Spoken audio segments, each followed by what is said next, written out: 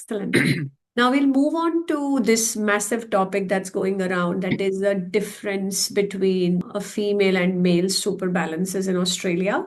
And the government is coming up with new policy, but let's talk about the scenario as of right now.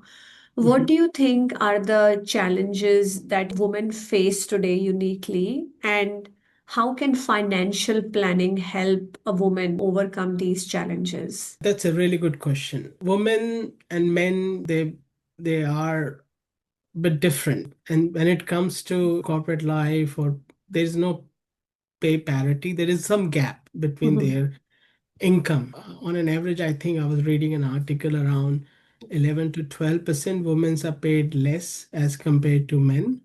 So if they get paid less, their super contributions will be less. So Absolutely. long term, it's gonna have a huge impact on the super balance when a woman retire as compared to men retires. Yes. And then women tend to take more career breaks because they raise the family and then they reduce their hours or they don't work for some time.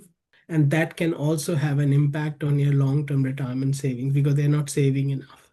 And I've seen most of the women's are a bit more conservative when it Yep. comes to finances because they sometimes they don't understand the complexities around it, and sometimes they don't want to take risks. Like most of the time, women are not aggressive investors. These challenges or these issues can be fixed if they sit down with an advisor and have built their more confidence about investments so that they Yes. can understand, even though from inside I am this, but the right thing to do may be X, Y, Z, different strategies.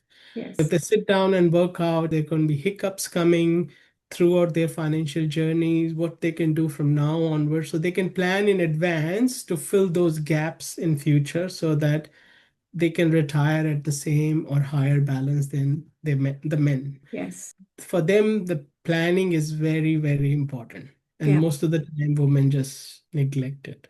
And I think I would add to that point that there is some sort of this resistance that I see even with my female clients, that they don't want to take charge and they think that it's the responsibility maybe of the man of the house to Mhm. manage everything.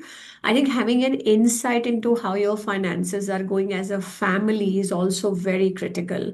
If a woman understands what are my ins and outs of my home budget, that will give them a bit of an understanding that what's going on and how are they tracking. And I think one thing I also notice is that a lot of females don't even go into their super accounts to even check what is the balance of a super account.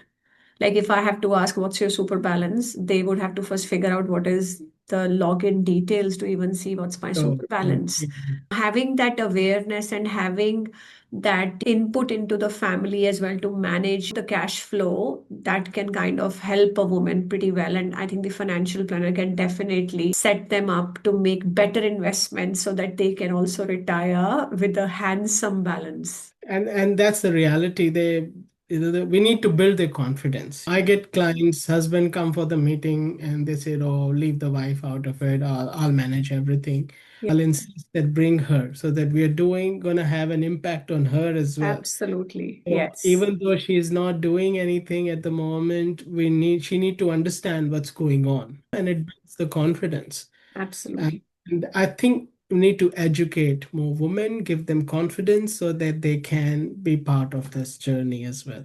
Yes, couldn't agree more. Absolutely, Dheeraj. Absolutely. Mhm. What are you think the long-term principles that matter more than all this market noise? People listen, oh, BTC is falling today. I think I need to withdraw my money, or the market, as you said, is crashing, and people will start calling you saying, what is happening with my investments? It's all falling down. What are those long-term principles that you would like people to remember instead of just listening to the news? I'll go back to basics. When it comes to investing money, you need to understand you don't put all your eggs in one basket. Diversify the money. Don't put everything in property and property market collapse. I don't know whether if you see New Zealand, there is a big market, bubble that was busted, and the property values are very lower than people borrowed money, I will say 4 5 years ago. So can it happen here? Absolutely, it can happen anywhere because Yeah. government policy change, things can happen. So if you put a lot more into one asset class, you're risking it. So that's why there is old term, don't put all your eggs in one basket. So diversification is the key. And you need to understand time in the market is important than timing. So if market crash today, just don't panic. Stay invested as long as the investments is put in place in line with your goals and objectives. There will be short-term volatility. It may go away. You should review it, but just don't panic so Yeah, that you get assurance from an advisor that this is only short-term, or you may need to change your strategy a little bit, but just don't panic. And always invest in line with your goals and objectives. It's not like my friend is investing in Bitcoin, I should do that as well. So yeah, just well, there is no one fit solution for everyone. absolutely. You, Yeah, your friend may have high tolerance to risk and you don't have that much. Your goals may be different. You have a lot of debts. So we need to see whether investment is right for you or not to start with.